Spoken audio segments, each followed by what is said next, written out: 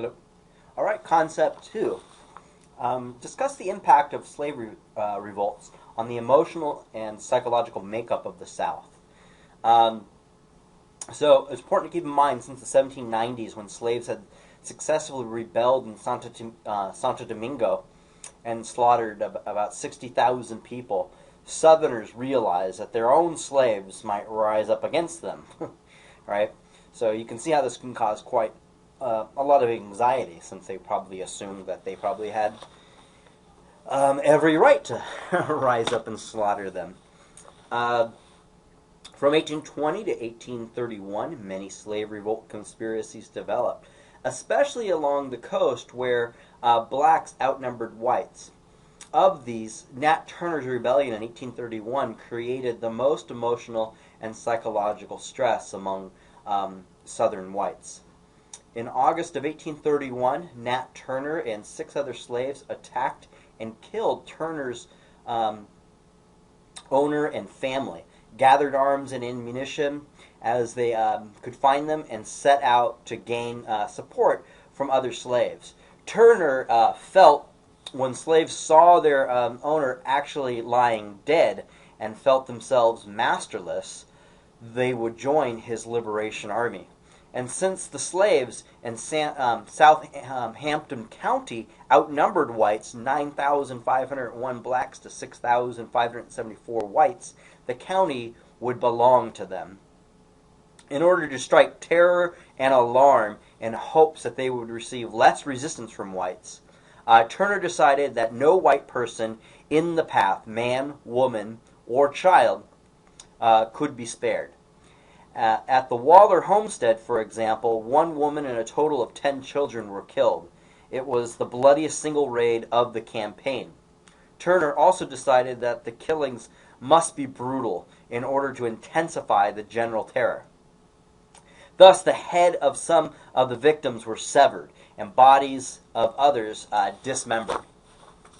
Although not as successful as he desired, obviously, Turner was able to recruit 60 to 70 slaves who ended up killing at least 55 whites, maybe even more. The immediate effect of the rebellion on whites was the institution of a reign of terror of their own, which resulted in the murder of a large number of innocent blacks in order to stop the Turner's rebellion. Local and state militia, joined by the federal troops, had ordered to capture or kill any insurrectionists. But Nat's men had worn no uniforms. No one could tell who had been part of the terror and who had not. There were even rumors among the whites that a huge slave army of more than 1,000 was still moving around the country. The whites' fear and rage had few limits. Blacks were murdered at random all over the county and down into North Carolina. Some were lynched.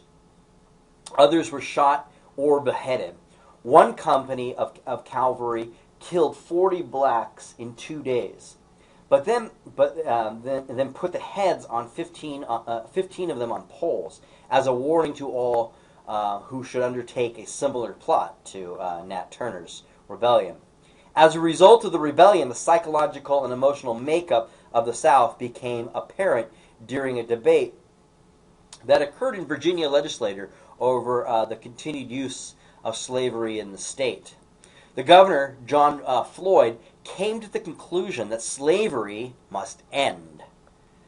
Floyd, who was joined by many members of Virginia legislature who had shared his foresight.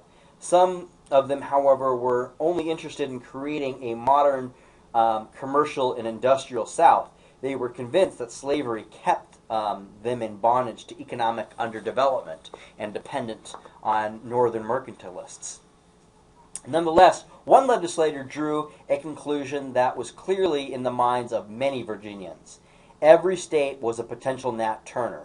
This legislature asked, could a deluded and drunken handful of rebels like Nat Turner's band possibly have created panic throughout Virginia?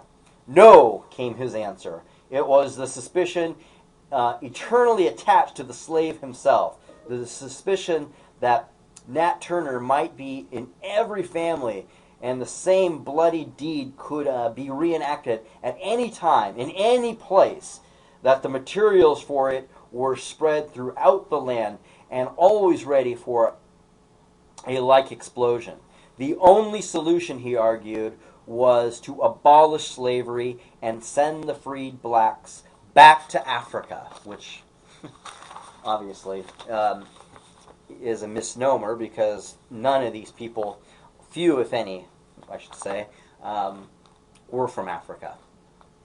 The result of Nat Turner's rebellion and the ensuing debate pointed up what became a critical fact. A point of crisis had been reached, and white Southerners had to choose which way to turn. If they did not do something to end slavery, they had to do something to make it more secure and profitable. The choice was made without much hesitation, I should add. The white South fastened slavery on the blacks and themselves much more firmly than ever before.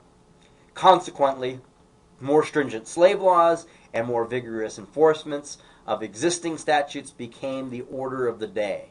And any attempt by Northern abolitionists, Whigs, or Republicans to interfere with the existence or expansion of slavery was seen as a threat to the very soul of the South. Thus, the more violently the winds of Northern abolitionists blew, the more tightly the South wrapped the black cloak of slavery around itself, and the more savagely it struck back at its tormentors.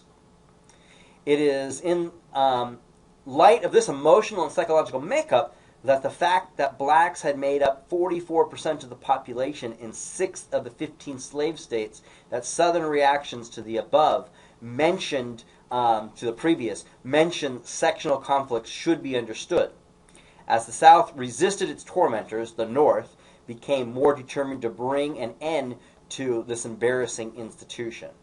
By 1850, most Northerners thought slavery merely as an unfortunate fact of life in the South, but by 1860 they had come to feel that it was an intolerable stain on the entire nation, as well as a possible threat to their economic future. So, but again, most Northerners were willing to allow it to exist where it did, however embarrassing it was. They just didn't want it to spread out into the territories and future states. All right, that's Concept 2. I'll talk to you guys later.